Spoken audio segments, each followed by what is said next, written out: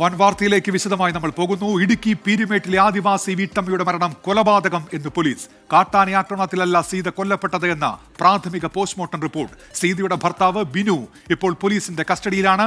രാഹുൽ വിജയൻ വിവരങ്ങളുമായി ഇപ്പോൾ ഇടുക്കിയിൽ നിന്ന് ചേരുന്നുണ്ട്. രാഹുൽ, കാട്ടാന ആക്രമണം എന്ന നിലയ്ക്ക് വന്ന റിപ്പോർട്ടാണല്ലോ, ആ നിലയ്ക്ക് ഇത് ചർച്ച ചെയ്യപ്പെട്ടതുമാണ്.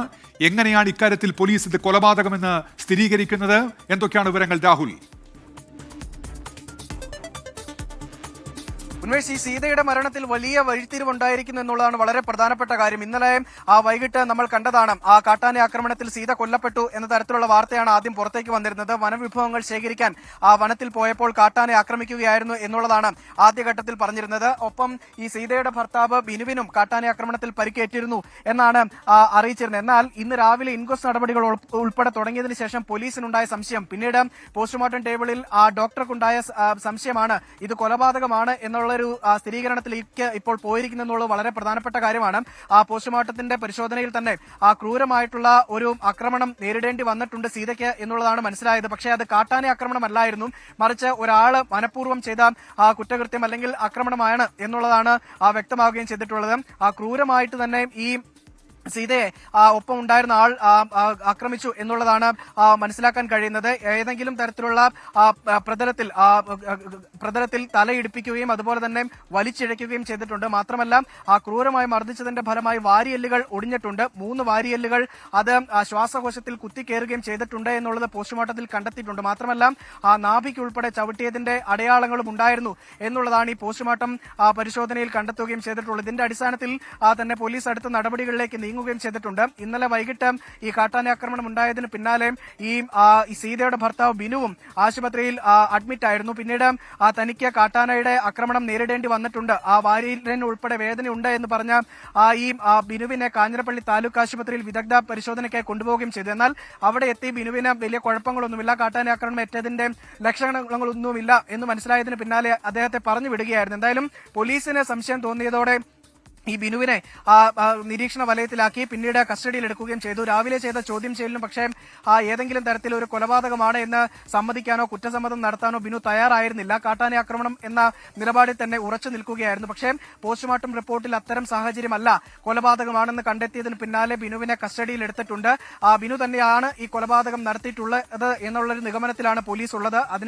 അതിനുള്ള ശാസ്ത്രീയ തെളിവുകൾ ശേഖരിക്കുക എന്നുള്ളതാണ് വളരെ പ്രധാനപ്പെട്ട കാര്യം. ഇവർ ഈ വനവിഭവങ്ങൾ ശേഖരിക്കുന്നതിന് വനത്തിനുള്ളിൽ പോകാറുള്ളതാണ്. ഏതെങ്കിലും തരത്തിൽ കാട്ടാന ആക്രമണമോ അല്ലെങ്കിൽ ഏതെങ്കിലും വന്യജീവി ആക്രമണമോ നേരിടേണ്ട ഒരു സാഹചര്യം ഇവർക്കുണ്ടായിട്ടില്ല. അങ്ങനെ എന്തെങ്കിലും ഉണ്ടാവുകയാണെങ്കിൽ അതിന് പ്രതിരോധം തീർക്കുന്നതിന് വേണ്ടിയുള്ള മുൻകരുതൽ ഒക്കെ ഇവർക്ക് അറിയാവുന്നതാണ്. അങ്ങനെ ഒരു സാഹചര്യത്തിൽ ഇങ്ങനെയൊരു കാട്ടാന ആക്രമണത്തിൽ കാട്ടാന ആക്രമണത്തിൽ മരണം അത് ആരും അത്ര തന്നെ വിശ്വസിച്ചിരുന്നില്ല. എന്തായാലും പോലീസും അത്തരം ഒരു സംശയത്തിന് പിന്നാലെ പോയതോടുകൂടിയാണ് ഇതൊരു കൊലപാതകമാണ്, ക്രൂരമായൊരു കൊലപാതകമാണ്, ഭർത്താവ് തന്നെയാണ് ഈ സീതയെ കൊലപ്പെടുത്തിയത് എന്നുള്ളൊരു കണ്ടെത്തലിലേക്ക് വരികയും ചെയ്തിട്ടുള്ളത്.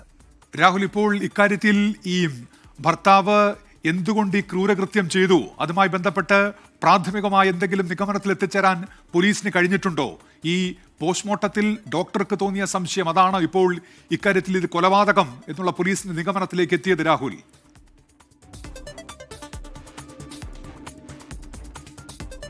തീർച്ചയായിട്ടും ഏതെങ്കിലും തരത്തിൽ ഈ കൊലപാതകത്തിലേക്ക് നയിച്ച കാരണം എന്താണെന്നുള്ള അത് വിശദമായിട്ട് പോലീസ് അന്വേഷിച്ചു വരികയാണ്. പോലീസ് അത് സംബന്ധിച്ച് ഏതെങ്കിലും സൂചനകൾ നൽകിയിട്ടില്ല.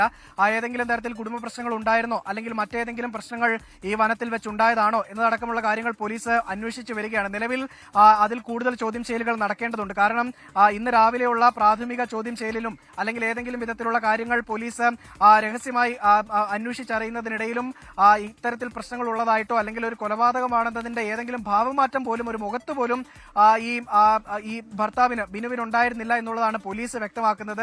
അത്ര ഉറച്ച ആത്മവിശ്വാസത്തോടു കൂടി അത് കാട്ടാന തന്നെയാണ് ആക്രമിച്ചത്, കാട്ടാന ആക്രമണത്തിലാണ് സീതയുടെ ജീവൻ നഷ്ടപ്പെട്ടത് എന്ന് ഉറച്ചു തന്നെ നിൽക്കുകയായിരുന്നു. അതുകൊണ്ട് തന്നെ കൂടുതൽ കാര്യങ്ങളിലേക്കൊന്നും പോലീസിന് ചെന്നെത്താൻ കഴിഞ്ഞിട്ടില്ല. എന്തുകൊണ്ടാണ് ഈ കൊലപാതകം നടത്തിയത് എന്നടക്കമുള്ള കാര്യങ്ങൾ പോലീസിന് വിശദമായി തന്നെ ഇയാളെ കസ്റ്റഡിയിലെടുത്ത് ചോദ്യം ചെയ്തതിന് ശേഷമേ മനസ്സിലാക്കാൻ കഴിയുകയുള്ളൂ. മറ്റേതെങ്കിലും ബന്ധുക്കളായിട്ട് ഇവർ അടുത്ത ബന്ധം പുലർത്തിയിരുന്നില്ല. 2 മക്കളുണ്ടായിരുന്നു. വനത്തിൽ പോയ സമയത്തും ഈ മക്കൾ ഉണ്ടായിരുന്നു എന്നാണ് ആദ്യം പറഞ്ഞിരുന്നത്. പക്ഷേ ഈ സംഭവം നടക്കുന്ന സമയത്ത് ഈ രണ്ട് കുട്ടികളും ഒപ്പമുണ്ടായിരുന്നില്ല. അവർ പിന്നാലെ വനത്തിലേക്ക് വന്നു, പക്ഷേ ഒപ്പമുണ്ടായിരുന്നില്ല. ഈ കൊലപാതകം നടത്തിയതിനു ശേഷം ബിനു തന്നെ തലചുമടായി സീതയുടെ മൃതദേഹം പുറത്തേക്ക് കൊണ്ടുവന്നു എന്നുള്ളത് ശരിയായ കാര്യമാണ്. പക്ഷേ അത് കാട്ടാനാക്രമണം നേരിട്ടിട്ടല്ല കൊണ്ടുവന്നത് എന്നുള്ളത് കുട്ടികൾക്ക് പോലും അറിയില്ലായിരുന്നു എന്നുള്ളതാണ് ഈ ഘട്ടത്തിൽ മനസ്സിലാക്കാൻ കഴിയുന്നത്. എന്തായാലും വളരെ പ്ലാൻ ചെയ്തുകൊണ്ടുള്ള ഒരു കൊലപാതകമാണ് ഇതെന്ന് സംശയിക്കേണ്ടിയിരിക്കുന്നു. കാരണം വനത്തിനുള്ളിലേക്ക് കൊണ്ടുപോയി കല്ലുകൊണ്ട് ഉൾപ്പെടെയുള്ള ക്രൂരമായിട്ടുള്ള മർദ്ദനം അത് സീതയിൽ ഏൽപ്പിച്ചിട്ടുണ്ട്. തലയ്ക്ക് ഗുരുതരമായി പരിക്കേറ്റിട്ടുണ്ട്. പാറ പോലുള്ള പ്രതലത്തിലേക്ക് തലയടിച്ച് വീണതിന്റെ പാടുകൾ ശരീരത്തുണ്ടായിരുന്നു. മാത്രമല്ല വലിച്ചിഴച്ചതിന്റെ ലക്ഷണങ്ങൾ ഉണ്ടായിരുന്നു.